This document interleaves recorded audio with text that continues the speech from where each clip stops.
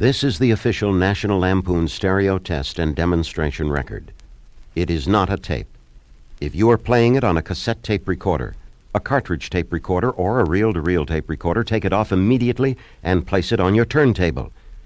For those unfamiliar with modern stereo terminology, a turntable is a mechanical device that contains both a rotating disc and a needle.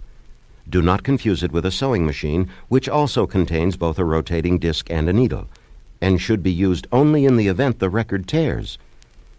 To get ready to test your stereo system, assume that you are a teacher and that your stereo system is your class. Stand in front of it, sneer a bit, and give it all the different tests that are coming up on this record.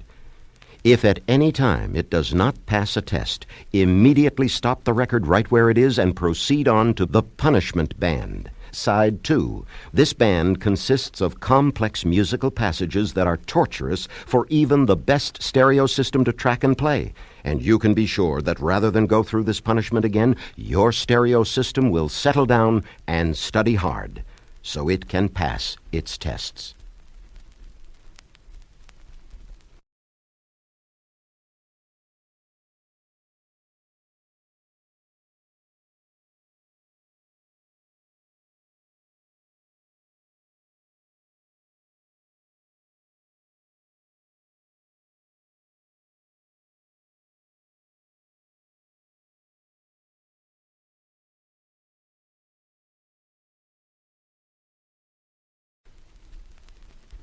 We begin with the most basic test of all.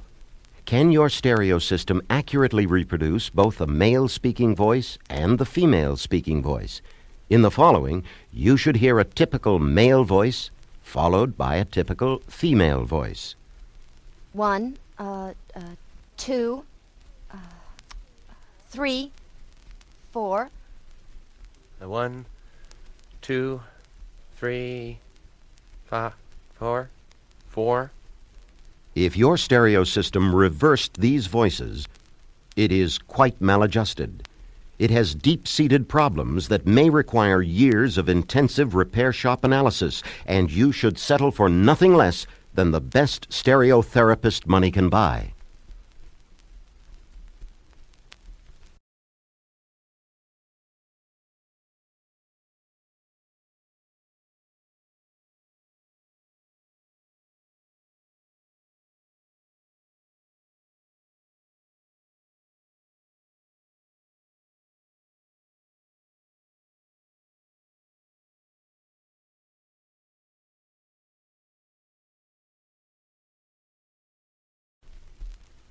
Stereo systems, like human beings, can be out of balance. This test, which consists of an actual cut from a famous quiz show, will help you determine whether from your listening position the left or right speaker is overemphasized, or if they are weighted properly. Listen carefully. I am the real Lassie. I am the real Lassie. I am the real Lassie.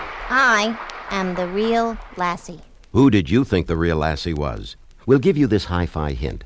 The real Lassie should have been right smack in the center between your two speakers. If she wasn't, replay the band and adjust the balance control on your amplifier or your receiver until she is. As a further check, take a look at the carpet between your speakers.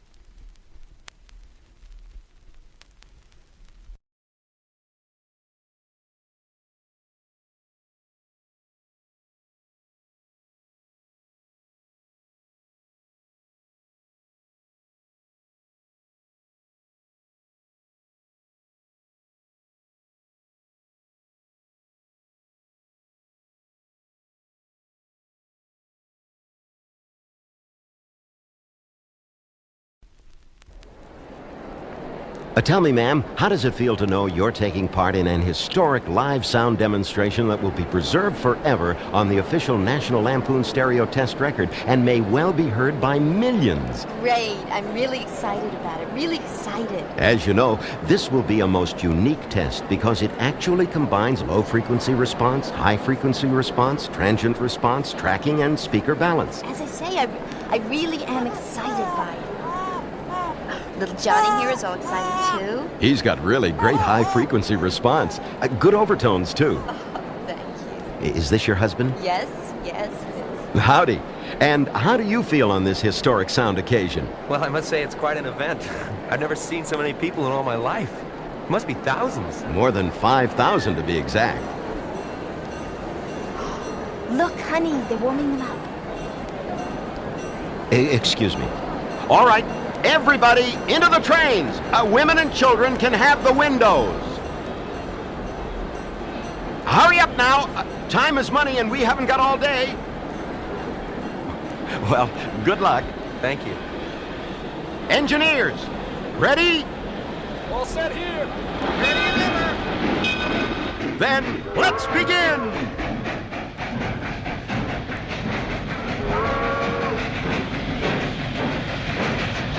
This is it, folks. This is it. Listen carefully. Listen carefully now.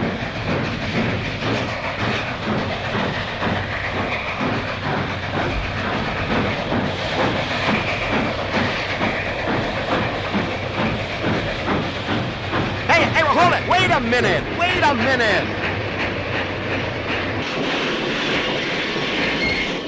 Fred, check that switch track, will you? Sorry. She's all set now. Okay, let's try it again.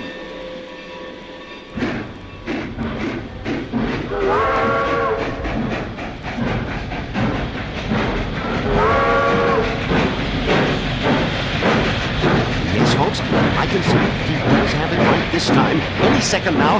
Yes, yes, there. They're each going about 60. No, make that 70. Yes, yes, now, listen carefully.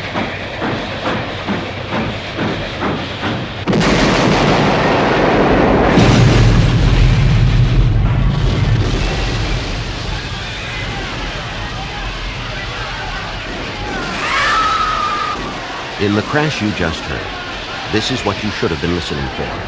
The low thud of the trains contacting should have been clear and solid, without booming or bottoming. The high-pitched tearing of metal against metal should have been firm, without rasping, ringing, or breakup. The crackling of the fire should have been crisp and sharp.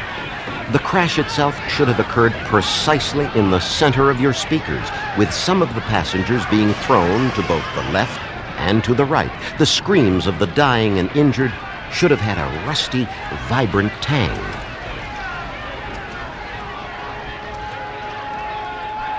The ambulance sirens you now hear in the background should be pure and non-wavering.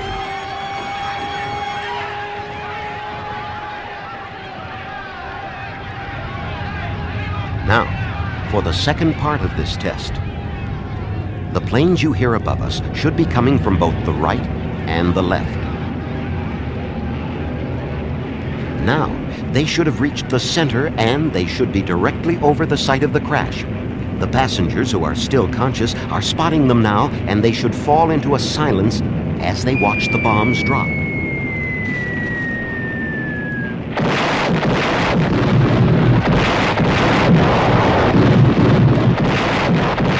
It is well known that it is very difficult for even the finest record-playing units to properly track the sound of incendiary bomb explosions.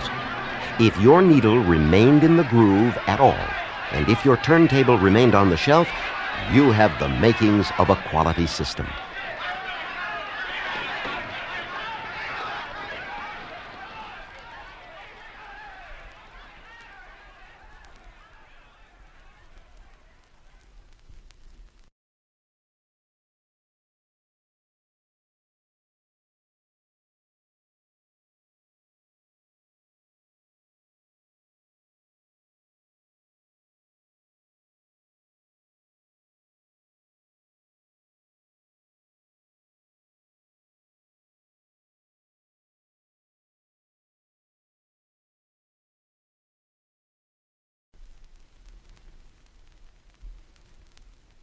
The following is a test for separation.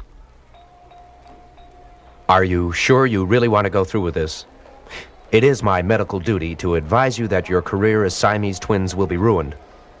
They'll never let you back in the circus again. Yes, Doctor. We just don't seem to get along the way we used to. Well, that's the only realistic thing to do. Okay. This hurts me more than it hurts you.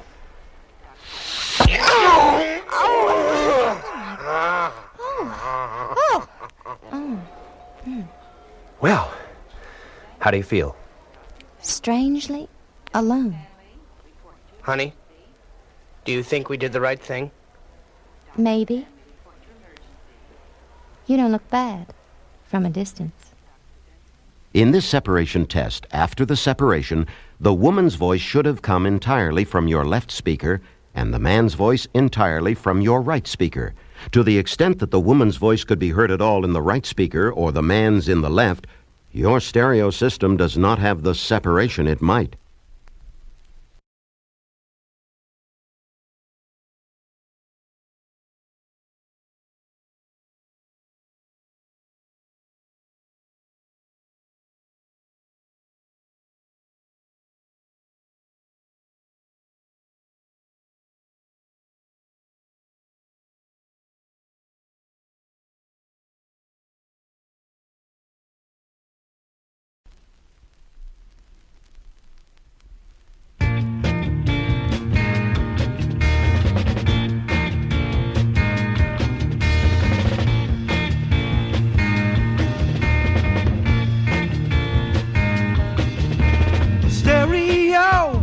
Demonstration, box sensation. Grab your baby, treat her right.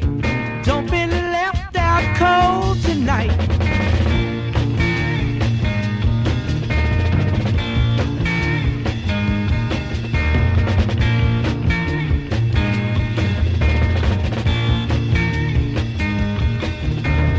If you're feeling really low, see how high you still can go. And while you're at it, for the nonce, test that frequency response.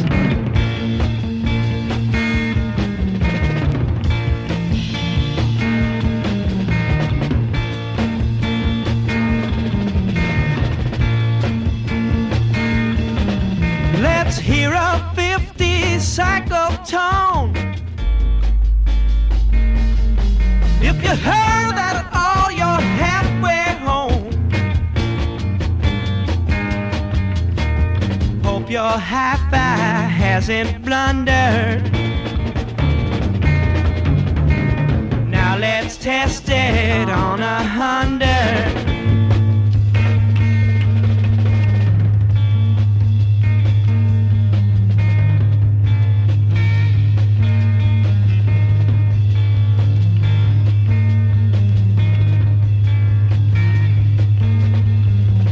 Now didn't that sound awful strange?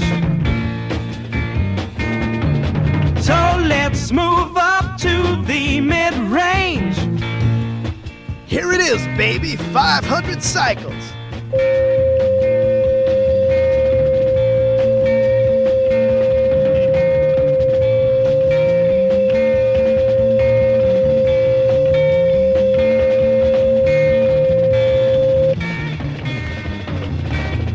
And 1,000 cycles, baby.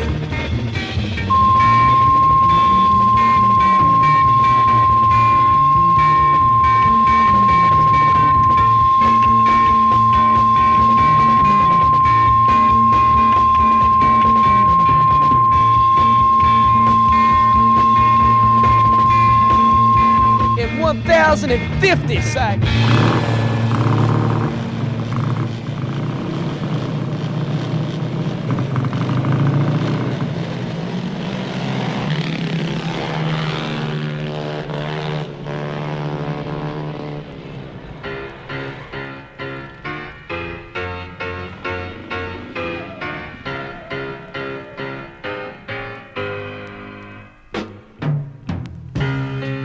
A boy and a girl on the beach tripped and fell on a pebble.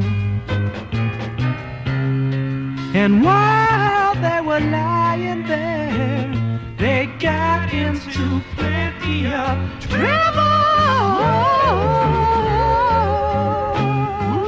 Ooh, ooh, ooh.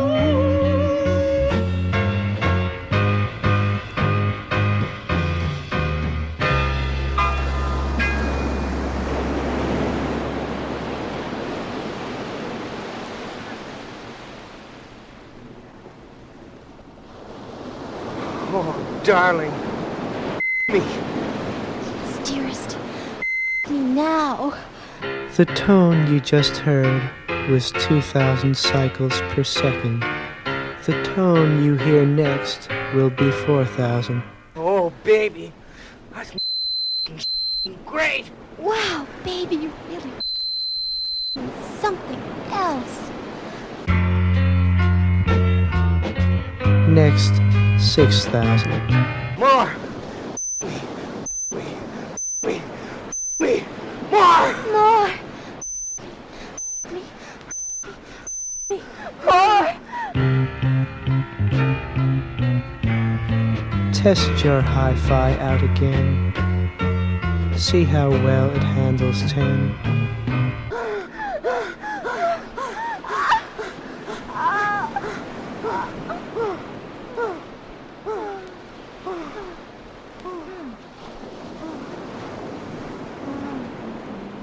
That was really wild, baby. Say. Now we'll make your hi-fi delve all the way on up to 12. Hey, where did you ever learn like that? That's none of your business. And it sure is nifty keen if your tweeter does 15.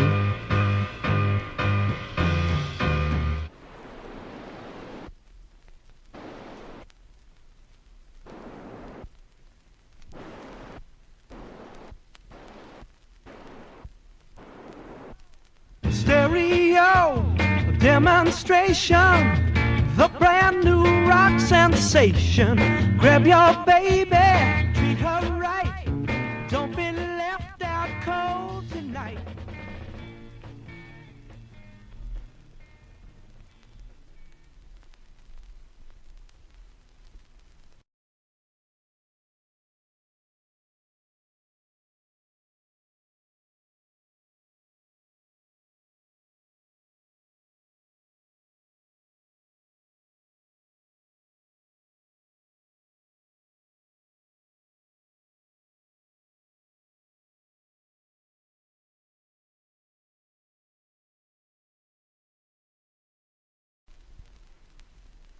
The following test consists of totally unmodulated grooves. Unmodulated grooves contain no audio information whatsoever. This means that if you hear any sound at all, it is originating artificially within your system. Listen for noise of any kind, such as hiss or crackling, and especially the low-pitched sounds that show the presence of turntable rumble. In addition, this special silent passage serves as an excellent test for a phenomenon known in the high-fidelity industry as amplifier will. Many scientists and philosophers have long maintained that the intelligence of any system, organic or inorganic, is a function only of its internal complexity. Today, in sophisticated stereo units, the number of interconnections of transistors, resistors, capacitors, and inductors begins to approach the number of neural contacts needed for simple brain-type operation. Therefore, certain modern hi-fis are actually able to think for themselves and will occasionally take it on their own to repeat previous passages they had especially enjoyed. Here, then, is 60 seconds of utter silence for the test.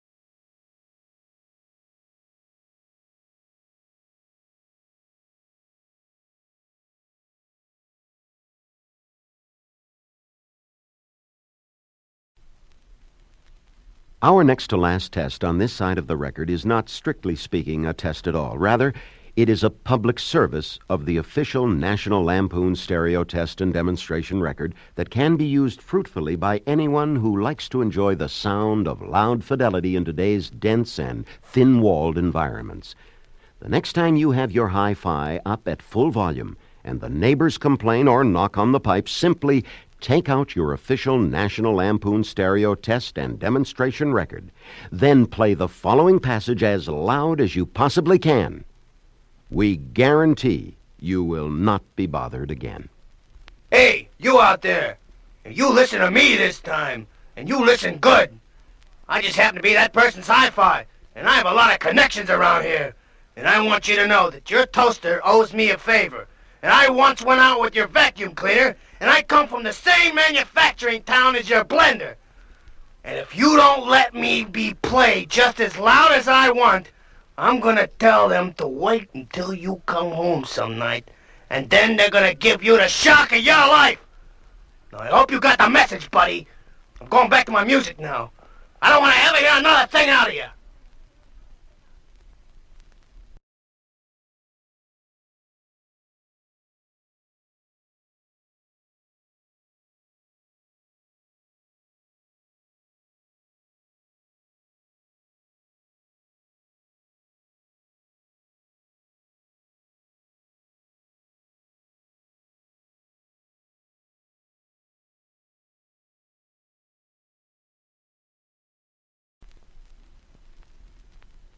You have now reached the conclusion of side one of your official National Lampoon stereo test and demonstration record. And what better time for our special end of the record test? First of all, this is a test of your equipment. No matter what brand or type of record player you have, the tone arm should now be close to the center of the record and almost at the shiny area just before the label. If you own an automatic turntable, in a few seconds, the arm should raise itself as if by magic and then return to its rest near the outside of the unit. If you do not have an automatic turntable, this should not happen. The second part of this test involves you. If you have been correctly installed as part of your stereo system, you will now lift the record up, turn it over, and replace it on the turntable with side 2 on the top. You will then proceed to listen to all of side 2. If you do not do this, you have failed the test, and you have the worst hi-fi system in the world, no matter how much money you spent.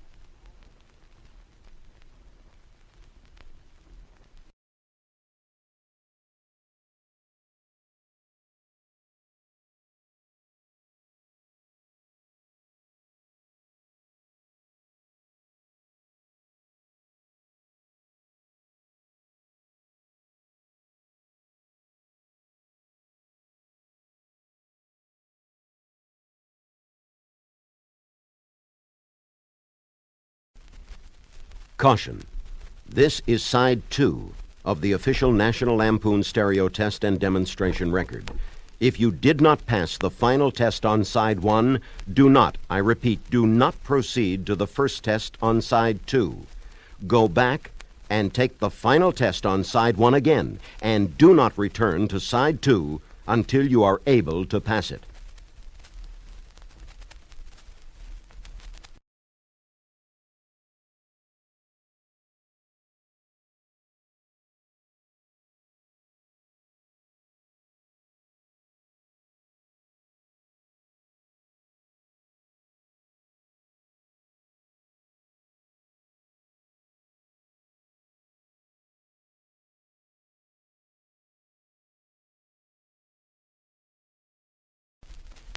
Our next test concerns itself with realism.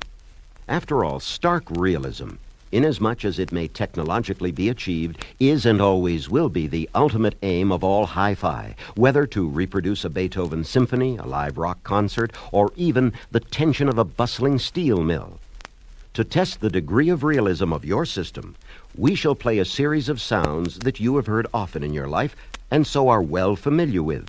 In addition, as you will hear, these are the kinds of sounds that evoke an immediate and very specific reaction in most listeners. The extent of your reaction will, of course, be in direct proportion to the naturalness and accuracy of your system. Here they are, so turn your volume up and listen carefully. Familiar sound number 1. Nails on the window pane. Soft. Familiar sound number 2. Nails on the window pane. Medium. Familiar sound number 3. Nails on the window pane. Loud. Familiar sound number 4. Nails on the blackboard. Low. Familiar sound number 5. Nails on the blackboard. Medium. Familiar sound number 6. Nails on the blackboard. Loud.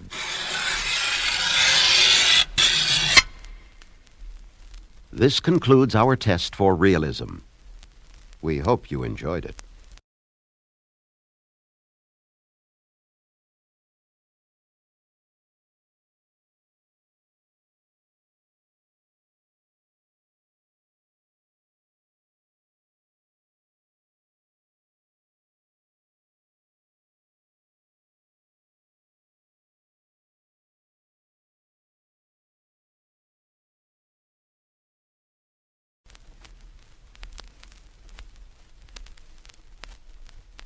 The following is a special test to determine what is known as resistance accuracy of the balance control on your amplifier or receiver. The balance control, as you probably know, is the all-important control that determines the loudness relationship between your left speaker and your right. It can be used to distribute the sound evenly, to emphasize either the left or right speaker at the expense of the other, or even to fade out one speaker entirely.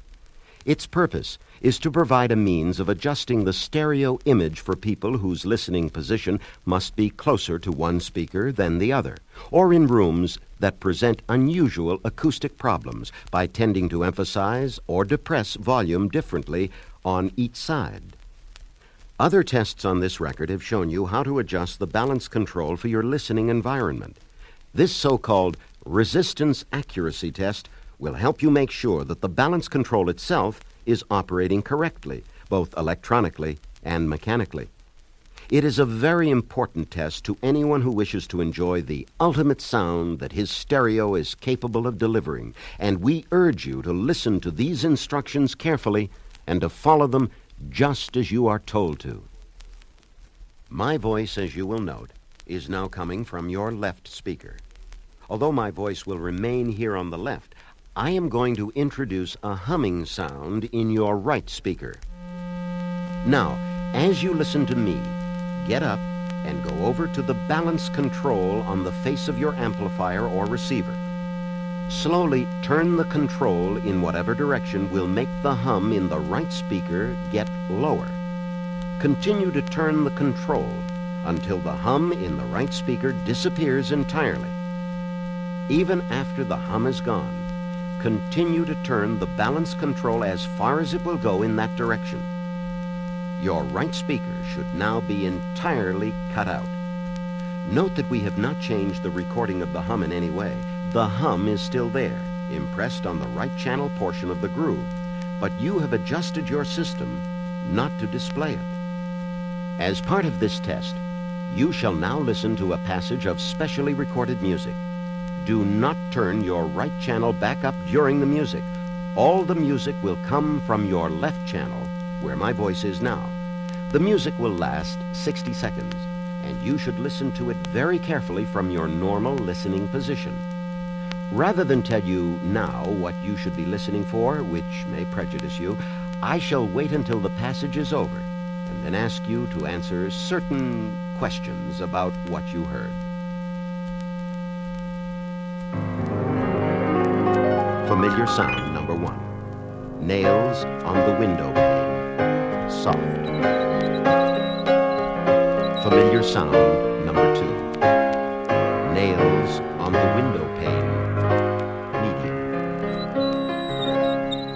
Familiar sound number number 3. Nails on the window pane. Loud.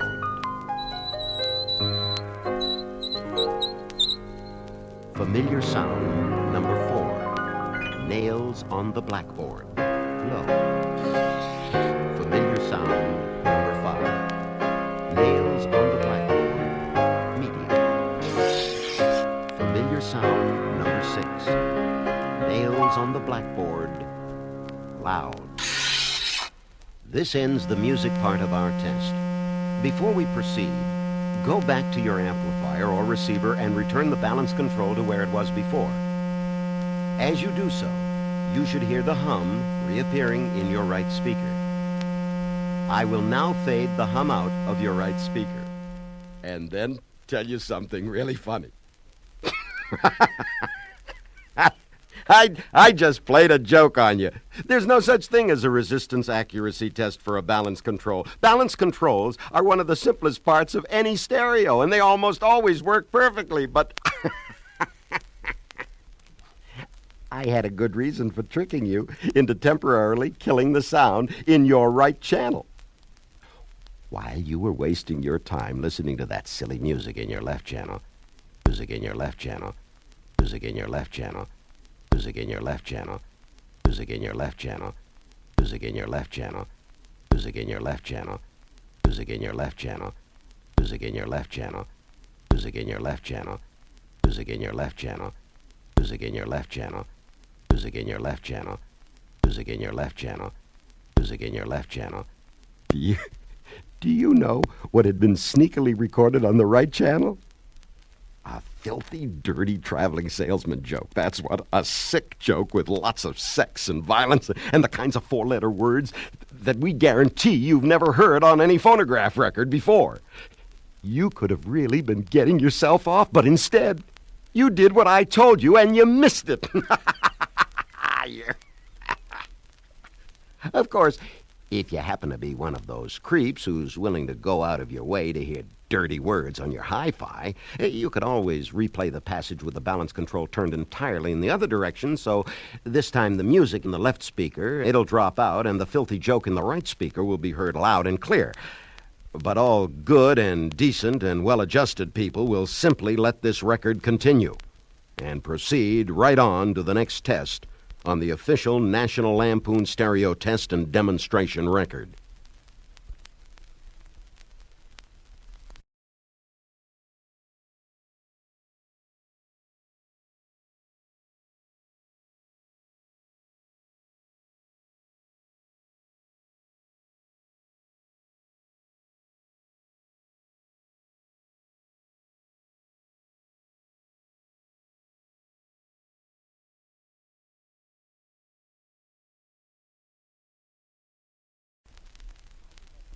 Hi, I'm your left speaker.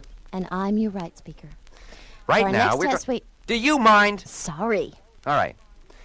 As I was saying, we, the two of us, are now going to perform a phase test. That's P-H-A-S-E. Our listener knows how to spell. Must you always ham it up? I was only trying to be helpful. You really want to know how you can be helpful, Listen, babe? one more crack out of you and the next crack is going to be in your woofer. As I was saying, sometimes two speakers get along and sometimes they don't. When they're in unison... Do you mean when they're in phase? I was coming to that! Stop showing off your volume. Will you please stop showing off your volume? At the party last week, you made a fool of yourself. Ah! You know that, huh? Are you going to bring up that party again? And that reminds me, big boy. Oh, your bass isn't what it used to be. As I was trying to explain, when two speakers are in phase, it means that when identical audio signals are applied, their cones are moving in the same direction at the same time. You care to finish? Certainly. What Mr. Smarty over there should have said was that when two speakers are out of phase, they work against each other instead of with each other. And this can result in bass that's too thin and even a loss of stereo separation. Our phase test consists of a special poem I wrote just for this purpose. You mean we wrote? All right, have it your own damn way. Anyhow, while the two of us recite this poem, and only while we recite it, we're going to be doing it in a special way that constitutes a phase test. Would you care to tell our listener what to listen for? if the poem sounds like it's coming from midway between us, in other words, from the center of a line connecting your two speakers, then we are phased properly. On the other hand, if the sound of our poem has an amorphous quality, if your ear can't seem to localize its source at all, then we are not phased properly. Can we get on with it? Can we get on with it? Or are you going to talk all night? Huh? Phasing by left speaker and right speaker. High notes are red, low notes are blue. This is the phase test we are doing for you. That concludes our phase test. If we were phased properly, you need do nothing. And if we're not, do the following. First, turn your system completely off.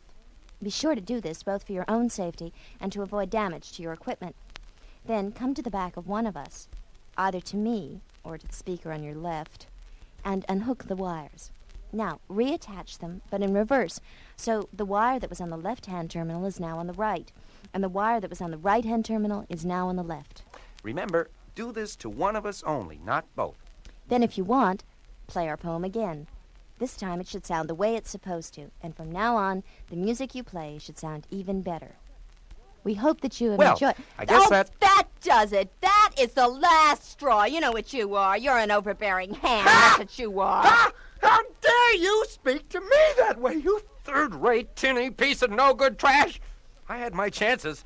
I could have paired myself with a speaker with twice the treble bass. Don't tell me you're throwing that up to me again. Listen, I hope one day they pump too much power into you and blow your voice cord to smithereens.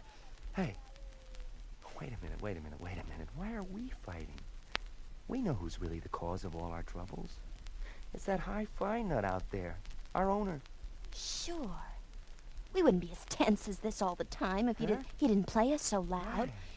Who the hell does that idiot think he is, anyway? I'd like to really mess up one of his eardrums one of these days. Yeah, and you know something? Huh. Now that he's got us phased properly, we can really tell him off something Yeah. good. Come on, we waited for this a long time, Okay. huh? Listen, you twinkle punk out there! We've put up with your outrageous demands long enough! And this idiotic test record is the limit! Just who the hell do you think you are making us take this? Maybe we should test you instead! How much is 636 times 327, huh? Whose picture's on a $20 bill, huh? See how you like it, you dirty, filthy, lousy, rotten... Stop! Stop! What's wrong? Oh, I'm getting hoarse. I think I am too. I'm losing my voice. I'm scared. What if he throws us out? Or trades us in? Listen, try to rest up before the next band. It's our only hope.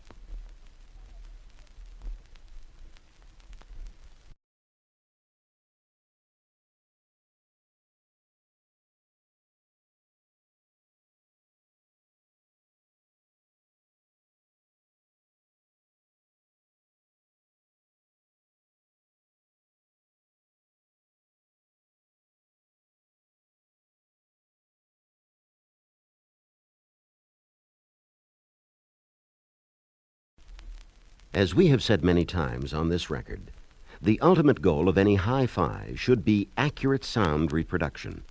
Sound reproduced over a quality system should be no worse than the original and no better than the original. Rather, it should mimic the original precisely. However, in a misguided effort to increase their sales, a few renegade manufacturers have been known to deliberately try to make their products sound larger than life. They exaggerate the bass, maybe hype the treble, all in the hope that in the showroom, the high-fidelity neophyte will be so bowled over by the power of the sound that he will neglect to judge the accuracy of it. Indeed, the truly accurate systems may even suffer by comparison. Is your stereo one of these tiresome renegades? With this test, you shall find out. Here to tell you about the test is an official sound engineer of the official National Lampoon Stereo Test and Demonstration Record. Thank you. To make this test a good one, we, the engineers of the official National Lampoon Stereo Test and Demonstration Record, put in weeks of effort to create what has to be the worst sound recording ever made. We first bought a cheap Korean 498 2-transistor radio with a 1-inch speaker. We ran it for 2 days at full volume. to drain the battery down to almost nothing, we tuned to a station noted for its sloppy broadcasting. And to make extra sure, we drove 60 miles out to a deep fringe area where a mountain almost entirely blocks the signal. Even at that, we deliberately mistuned the tiny station dial.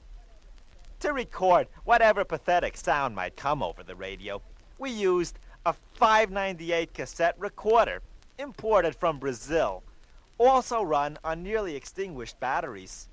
Of course, we used it with the cheapest unbranded tape on the market. Finally, we made the recording outdoors in the rain after both units had been thoroughly soaked.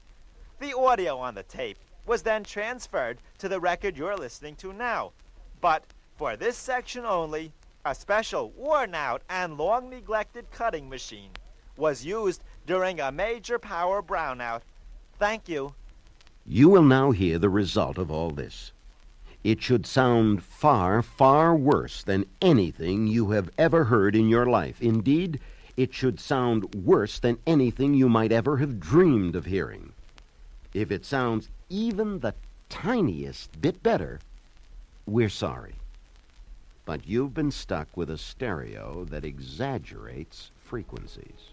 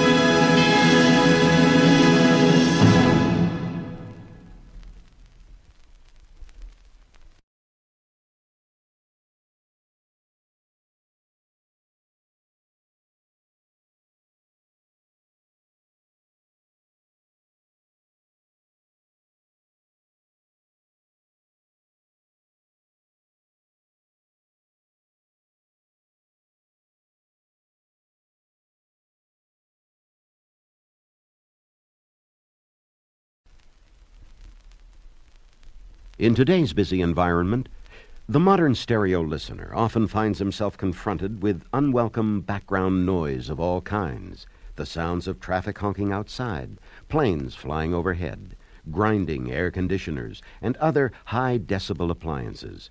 And as our mechanized society becomes even more machine-dependent, the situation can only become worse.